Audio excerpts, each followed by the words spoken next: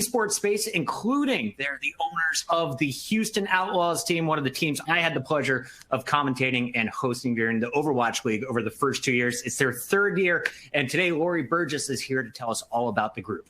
Lori, take it away. Thank you so much, Puckett. Really excited to be here today to talk to all of you about Beasley Esports and sharing our company's growing footprint within the esports ecosystem. It's one that we're pretty excited about, investing a lot of money in, and believe that it represents the future. Okay. There we go. So, just to give you all a little bit of background, Beasley Media Group is actually a legacy media company who's been largely rooted in the radio space for the last 60 years, and we operate as the fourth largest radio operator in the country. So you might be sitting here today thinking, wow, why in the world is a radio company investing in the esports space? And I would argue to you, just as so many of the other presenters have shared with you today, it represents an enormous opportunity for us as we think about the changing media landscape, the changing diet of consumers when it comes to receiving content and entertainment, and this next generation of young people that have moved into the spotlight, particularly during COVID, that have the disposable income, the potential earning power to really drive and fuel both the entertainment and sports industry in the future.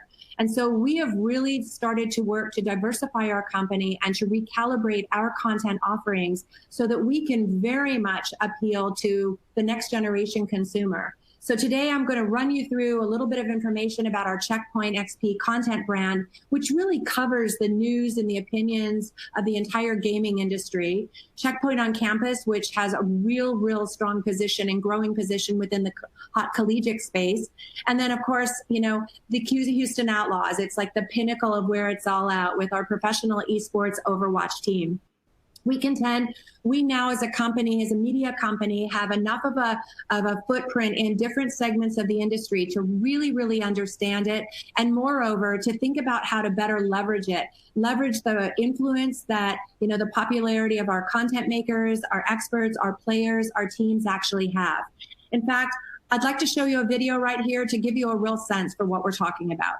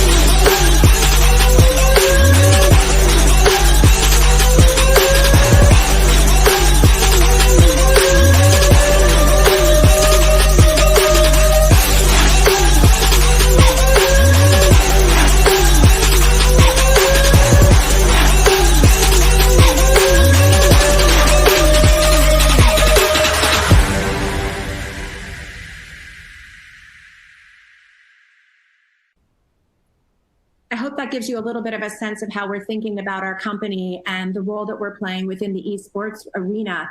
But let me share a little bit more about how we came to be where we are today. Our journey is much newer than some of the other individuals that have been on the panel today and that have been in the esports space for a considerable amount of time, including Puckett, who told me today that he started back in 2002. For goodness sakes, I think he must have been 1 year old when he was there.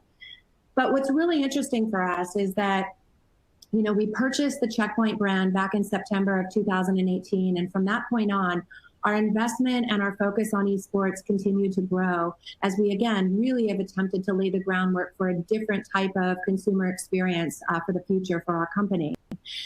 So we acquired a small investment in the team Renegades that play in a number of different leagues across the esports universe. Back in April of last year, we accelerated our ambition by rolling out a brand extension for the Checkpoint brand called Checkpoint XP on Campus last September in tandem with the University of Nevada, Las Vegas. And the entire goal to really be the voice and real authority on the emerging role that esports and gaming is playing on our college campuses that in many cases didn't exist for previous generations.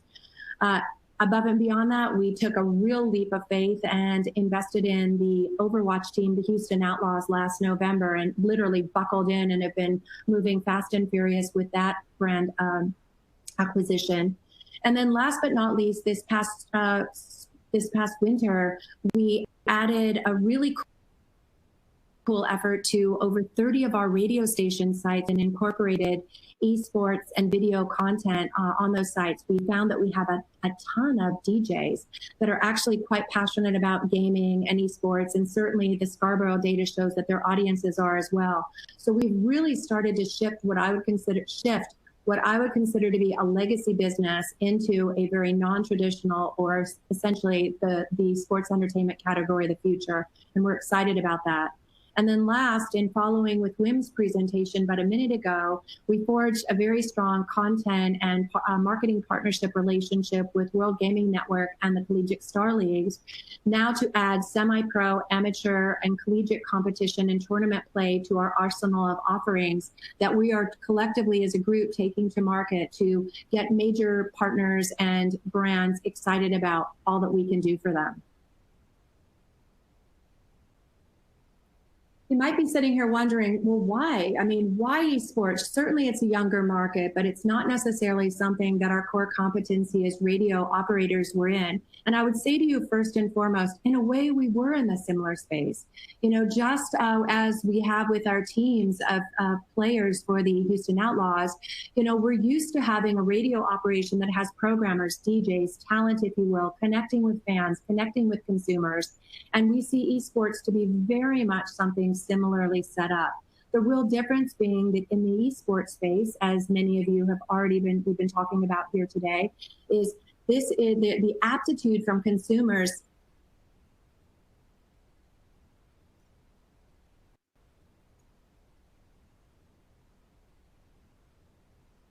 I'm not sure what, I'm hoping everything's going okay here. It said this presentation was going to end. The aptitude for consumers and enthusiasts for professional sports are making their way, particularly with this younger demo, to esports.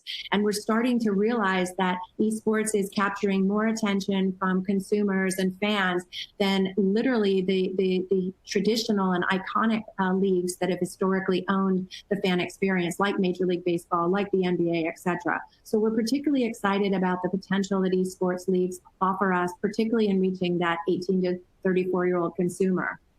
When you compound that with, you know, who are the spectators of sports today in our society? You know, largely sports have been viewed either in stand, in arena, or I might add on television or listened to via the radio. And those sports have traditionally attracted a much older audience. Young consumers are not necessarily being drawn to these platforms like television, like radio, because of the fact that they are so digitally focused and centric. In fact, the data really shows us that 79% of esports is now being viewed digitally by consumers under the age of 35. So for us, a media company, we really need to think about this audience and opportunity differently. We needed to think about, you know, who this content was really targeted to and how to deliver it on the right platforms to really engage effectively with this audience. Lastly, you know, we're a business. You know, this is not a vanity project. This is not a non-for-profit. This is like a serious business for us. And we do recognize that esports has moved well beyond its infancy and is now becoming and working towards becoming a legitimate business. Esports sponsorship revenues are expected to very much increase by the end of this year, topping over $1.1 billion. We've seen from some of the other presentations today, major brands that are investing in this space, from State Farm to Coca-Cola to Bud Light, as we heard about earlier today, the US Army, and we're super excited about that.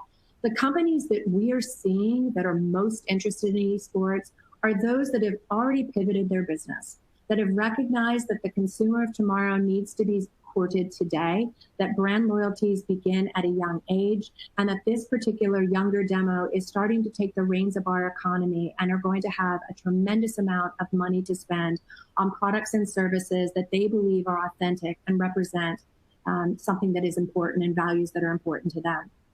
So in conclusion, we really do believe that esports has reached a tipping point and has become a mainstream sports and entertainment industry that can no longer be ignored. Now, having said all that, I'd like to just run you through a few of our brands and what might be and what might end up being some pretty exciting opportunities for you. The Checkpoint brand, which we did acquire, first and foremost, started out as an old-fashioned radio product. And we did hear about some brands doing podcasts today, which are continue to be strong and very relevant and engaging with younger audiences. But the show is now on a syndicated 2-hour show that appears every single week across 70 stations across the United States and Canada. Our brand has expanded, again, because consumers require us to do so, into a multi-platform content play. So we have audio and video content that is released specifically. All of our products are distributed through video on YouTube, on Twitch, on checkpointxp.com, on the radio.com platform, and several other lifestyle-driven podcast platforms.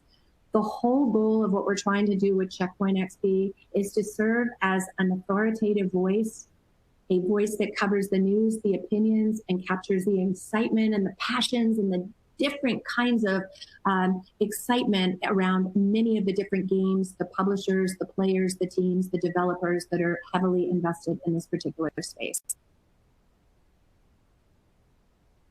The Check offering is just as vast as the audiences that we're catering to, because as we all know, people that are interested in esports are oftentimes interested in specific games. So if you are excited about the new potential with the Valorant game, or a lover of the Overwatch or Call of Duty game, you know, you're going to find yourself within a different tribe, if you will, a different fan base. And so we attempt to create content for all the different levels of consumers that are in the esports and video gaming space, from the casual enthusiast to somebody who just lives it and breathes it, to take the Owl's Nest, which is here, which is a collaboration between one of our Checkpoint hosts and Jake Lyon from the Overwatch League, another fantastic caster who really breaks down what's going on in the league, what are the big roster moves, what makes the Overwatch League so appealing to over 50 million consumers. Checkpoint on Campus that I alluded to is a really cool brand for brands that are interested in, hyper targeting that college market. And we all know that what's going on our college campuses today is crazy. Esports is taking center stage for sure, with all the varsity and club sport tournaments that are going on. In fact, Wim talked about a lot of the incredible work that the Collegiate Star League is doing across our universities with over 14 games. The exciting college curriculums that are really abound at all different major universities, from total minors or major level degrees to certificate programs, to the entire lifestyle that's following this, because this is the new hot, this is the new social. In fact, the numbers show us continuously that the younger consumer, the 18 to 34-year-old males, are much more interested in esports competitions and games than they are actually watching sports and collegiate sports and professional sports on television and radio. So this is the future. It is here now, and we're super excited to be in it. Now, our second effort in the esports area, which kind of got us going, and I feel like we're just addicted to this space now, was a minor acquisition of the team Renegades out of Detroit, which competes in so many different leagues, from Counter-Strike to Rocket League to Fortnite. And we saw this as an opportunity for us to kind of understand what's going on actually at the team and coach level. Essentially an opportunity for us to walk the walk, right? We were covering a lot of the news and the highlights and the developments within the esports and video gaming space, but man, it's a very different vantage point when you're working at the team level. And so we had an opportunity to do that last March. And then, we capped off the year with an acquisition of, our very first solely owned esports team, the Houston Outlaws, that resides in Houston, Texas, and actually plays within the Overwatch League. Now, in case, we've been hearing how awesome League of Legends is, and the owner of the Riot game opportunities are just abound. I will tell you that the Outlaws under the Overwatch League are also a pretty exciting league as well. We are one of 20 teams that compete across the world, ranging from Shanghai, China, and Seoul, Korea, to London and Paris and Vancouver and Los Angeles, New York, and of course us in Houston. This is an extremely popular game. This year it's ranked the 8th most popular game in the world. Pretty exciting year for Overwatch, I will tell you, because Overwatch 2 is slated to come out, and we're all excited about what that's going to breed to our fan base, and certainly ultimately into our gaming possibilities as well. We too have had a tremendous amount of learnings and realized that the real caveat, if you will, that we can bring forth to many different brands and marketers that are interested in getting into this space is the ability to offer up an alignment with one of the youngest professional sports teams and groups of players within the esports arena, if you will, an ecosystem. The game, again, is super hot. It attracts over 50 million players globally, which is just nuts. And we are experiencing as a league some incredible metrics this year, most recently 2 weeks ago, where we had, for the average minute, approximately 300,000 people viewing our May tournament for the Overwatch League. Let's talk a little bit about it, because we find in so many of our conversations that we're having with brands, many of these brands are indeed not just advertising to a younger market, but they're actually interested in understanding what is similar and what is different from the professional sports teams. So oftentimes we talk about the fact that we're dealing with elite level players. They're playing practicing 8 to 12 hours a day. They take their sport as seriously, their strategy as seriously as the traditional professional sports players. But sometimes, just sometimes, they actually also turn into characters that allow us to leverage them. Let's take a look. Let us show you a quick video to get you a little excited about who the Houston Outlaws are. Video, please.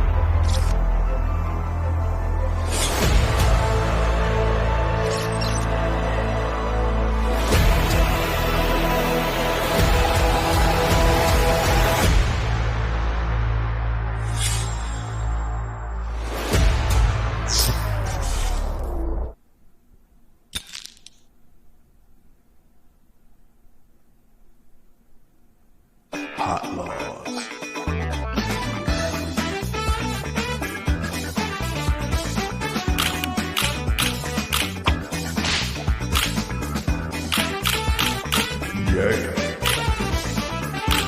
All of the day's work, baby. Working hard. Hot. Looking good.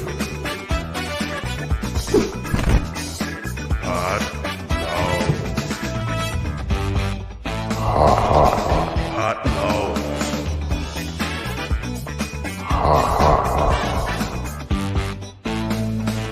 That's right. What are you guys doing?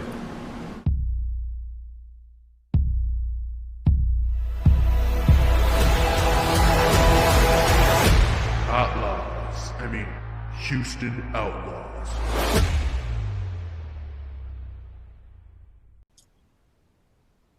These 20-somethings can often be pretty fun and pretty silly to mess around with in these kinds of situations. They absolutely love producing content with us on behalf of our sponsors, and also telling stories to help educate consumers about what living the esports lifestyle, or as we like to say, living the dream, looks like. Again, we've talked about these numbers today, not just consistent with esports, but certainly with the Outlaws. We do attract a much younger audience. Our league's median age is 24 years old, and you can see that it is considerably younger than the fan base of some of the other more traditional iconic sports leagues. In addition, again, just like some of the other data that we've seen today, reinforced yet again by Nielsen, that the 18 to 34 demo is really, really flocking to and supporting esports, as we're seeing some of the traditional sports leagues and forms of entertainment decline with this younger demo. And I think what it really means is that this younger consumer is really thinking about what matters most to them, how they want to spend their time, how they want to be entertained, how they want to spend their money. From a complete footprint perspective, we have the ability with these players to really expand our footprints. And in the case of, the Houston Outlaws, we reach approximately 1.4 million fans every single day. We're across so many different platforms, with more platforms coming. And, as we all know, what makes these relationships between the fans and the fans and the fans and the players so interesting is the back and forth dialogue. To think that our players are actually able to play and also communicate with their fans when they're playing or right after play is just, it's just a gift, right, for the consumer, and it really makes the fan feel like they really matter. Let me show you what I'm talking about with this fan base, because it's really quite extraordinary with the Outlaws. Video, please.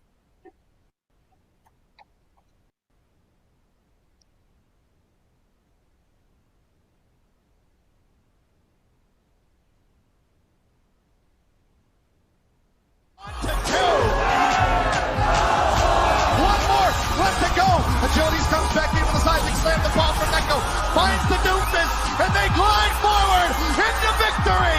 The last match of the weekend here at their inaugural homestand in 2020. Houston Outlaws by their first win of the season.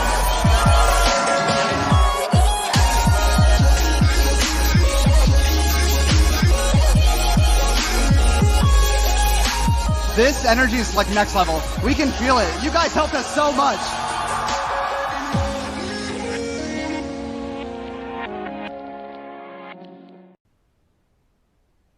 That was actually footage that was taken from our first annual homestand that we hosted on February 29th and March 1st, right before COVID hit. And we had over 3,000 fans in the audience that were absolutely positively crazy for the Outlaws.